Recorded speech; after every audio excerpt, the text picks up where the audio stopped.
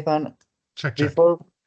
before we start the interview, I want to apologize to you. When I sent the first email, I expected you to reply in 2 or 4 weeks, but you answered in just one day and offered me the interview with the CEO himself. At the No time, problem. I was in a small town with really bad Wi-Fi connection, so I'm truly sorry and thank you very much for accepting this No interview today. apologies necessary. I'm happy to help. I know how it is, especially when you're on the road, and I know that how it is when you're a researcher. Like getting firsthand information is not always easy. So I'm always happy to help with researchers. So glad to help. Okay, Nathan. Just a little bit about me. My name is Juan Camilo Mendivelso. I am a mining lawyer in Colombia. I am currently studying a master's degree in mining and environmental law at University Santo Tomas. And my thesis is about how blockchain technology can improve the traceability of minerals in Colombia, working together with Mintrace.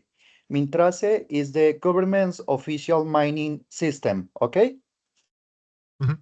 And the interview time will be 15 or 20 minutes, I guess. So are you Okay. ready, Nathan? Yeah, that's perfectly fine. Okay. I could talk for 6 hours on this topic. So Okay. Today we have a very special guest, founder and CEO of Minspider, Nathan Williams. Hello, Nathan.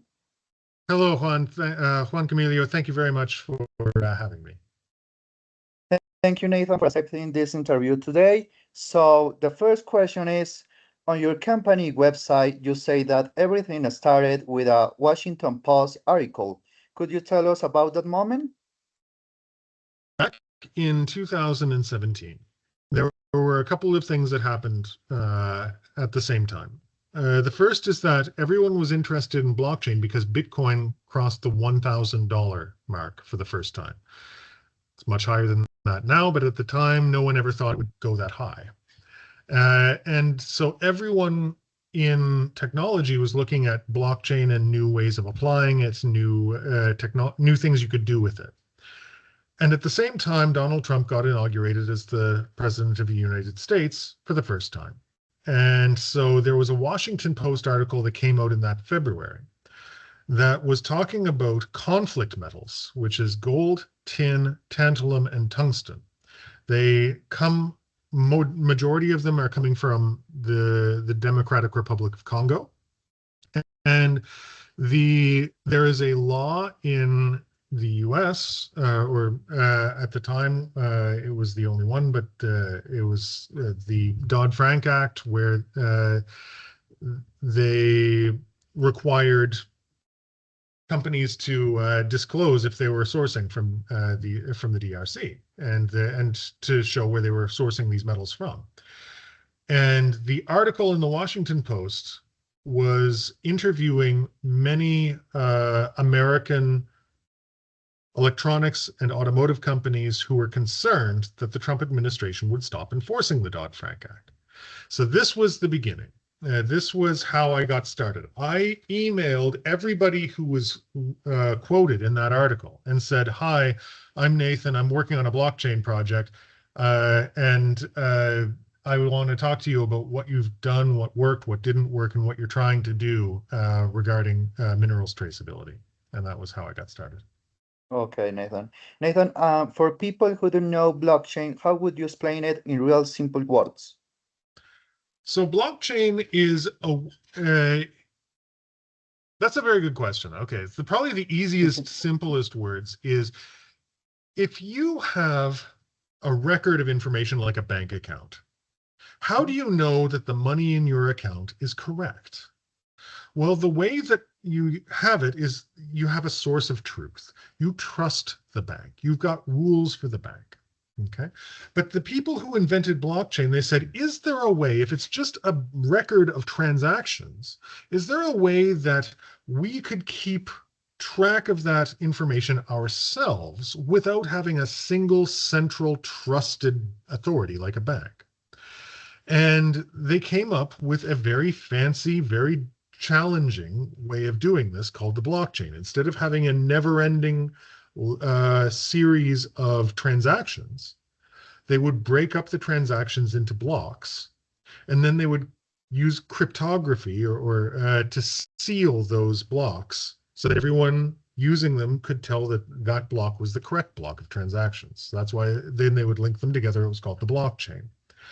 Now, if you're just keeping track of money, then you get something like Bitcoin, where everyone has an account and you're just keeping track of every Bitcoin transaction that ever happened. What I asked is,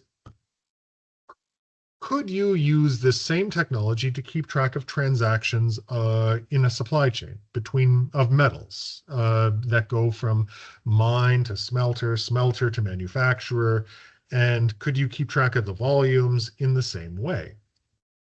And that was sort of how we got started.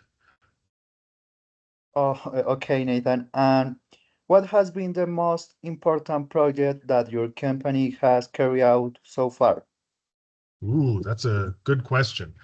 So right now, Minspider is tracking about 10% of the world's tin supply. So that is about 30,000 tons per year. And that is with our partner in Peru at the San Rafael mine in Peru. The company is Minsur. And then we have a couple of other tin companies in Rwanda and Uganda that we work with.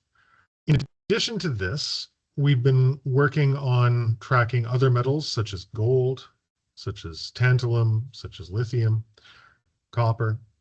And then we also have started tracking downstream products, so things made of metal. Batteries is the big one because as more and more vehicles become electric, as we need more and more electricity, we need more and more batteries. And batteries are made up of very valuable components, cobalt, lithium. We need to know where those things come from, especially as these metals get traded across borders. We need to know that they're coming from a responsible source, that they're not contributing to slavery or human rights abuse or environmental damage, and we have to make sure that the appropriate documents are in place for them to cross a border. For example, you sell anything into the United States, you have to pay tariffs. How much tariffs depends on where it comes from. So knowing the information about where it comes from is also very important. And so this is a way of keeping track of that information. Oh, okay, Nathan. My country, Colombia, is very rich in minerals, but we have a big problem with illegal mining Mm. controlled by terrorist groups, las FARC, Clan del Golfo, ELN. When you implemented blockchain in the Democratic Republic of Congo, did you see something similar and your company helped with the blockchain? Yes. So, I mean, it's a big challenge, right? Mm, Because you have problems that technology can help with, and then you have problems that international organizations can help with, and you have political problems, and they're all mixed together. And so, on the one hand, having the technology helps the others, right? Having more data is better than less data. But having the ability to track where minerals come from doesn't get rid of FARC, and it doesn't get rid of like the terrorist groups. Um, you need more than just that, but it can help. So part of this is downstream companies, if they know where the metals come from, then they won't buy from the terrorist groups, or they won't buy if they've funded terrorist groups. If you have incidents of illegal taxes being collected by terrorist groups, then you know what is a higher risk and what's a lower risk, and you won't buy the higher risk material. For the suppliers, for the sellers of metal, what we haven't been able to do, we have not been able to charge a premium, right? So you can't make metal and say this is terrorist free, pay me 10% more. No. But what you can do is you can say this is shown to be from not a terrorist site, from a big mine. We've got all of our audits.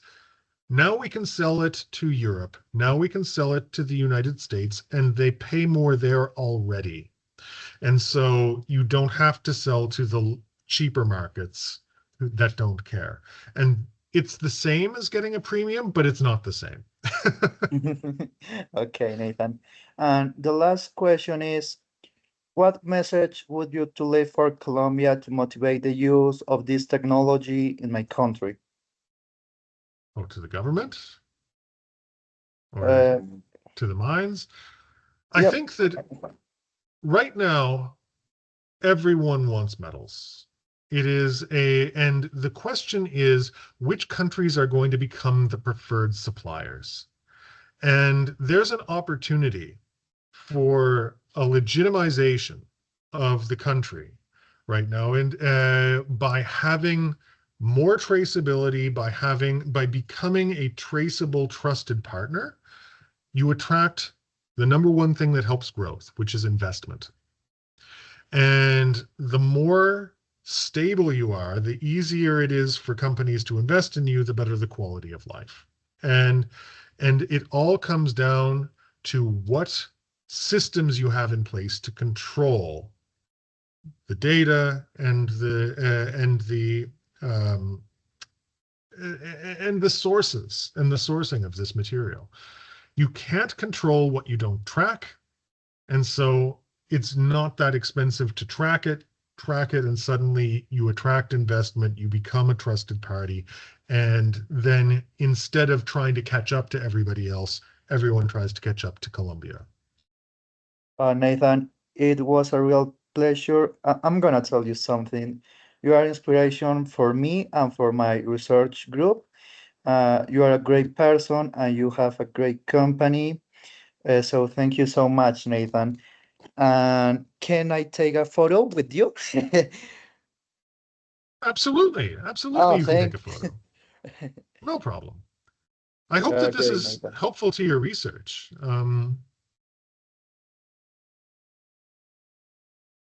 Oh, Nathan, thank you so If I much. was in You are person, a I'd give great you two person. photos. That would be no, Juan Camilo. I tell you, this is a difficult time globally, Oh, but yeah. globally it is a difficult time. But I've got a lot of hope, and Oh, I think I've got a lot of hope, and I see that in South America, the problem with the illegal mining is mm-hmm. how much political power they have, Oh, yeah. right? How much political power, and the like people know that they're there, but they don't have the power to enforce the existing laws. And I think that it's really valuable to just have the companies that have legitimate licenses and the legitimate operations to be able to sell on international markets, honestly. Yeah. Okay, Nathan, I need to go back to the Okay. small town Very with good. Good really luck. bad Wi-Fi connection. So I'm sorry, Nathan, but I need to go. All right. Once more, thank you so much. You are a great person. You have a great company. Thank you very much, Juan Camilio. If there's any further information that you need, feel free to reach out and tell me. Oh, thank you so much, Nathan. Goodbye, Have a great Nathan. rest of your day. Bye for now. Okay.